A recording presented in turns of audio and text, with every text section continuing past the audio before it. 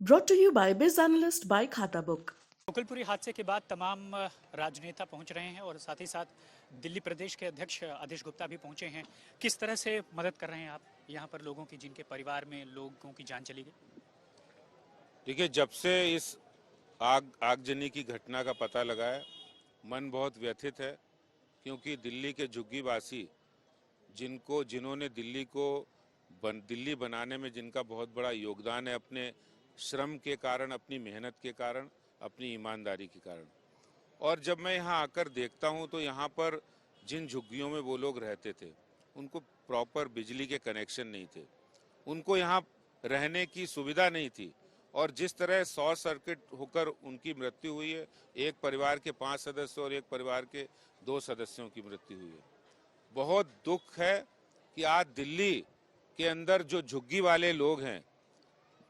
हमारी दिल्ली सरकार, जो दिल्ली के मुख्यमंत्री अपने आप को दिल्ली का बेटा कहते हैं और झुग्गी वासियों का भाई कहते हैं, अपने हितैषी कहते हैं, लेकिन हैरानी होती 7 वर्षों में जो झुग्गी वाले उनको पक्का मकान अगर देते यहाँ पर, तो प्रॉपर उनके बिजली के कनेक्शन, उनको पानी की सुविधा, सीवर की व्यवस्था, उनकी सुविधाएं बढ़ती, वो अच्छा जीवन स्तर गुजारते। अच्छा, बड़ा सकरा रास्ता था और मुझे लगता है कि हादसे की वजह की कि निकलने का, सैकड़ों लोगों के निकलने का और अंदर जाने का सिर्फ एक रास्ता था और कोई रास्ता नहीं था, एक लाक्षागृह की तरह बन गया।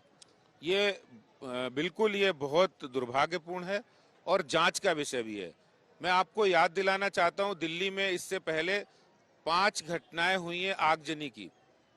मैं दिल्ली सरकार से पूछना चाहता हूं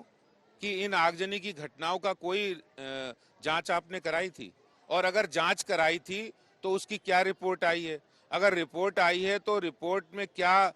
वजह थी जो आग लगी थी, तो उन वजहों को दूसरी जगह उसमें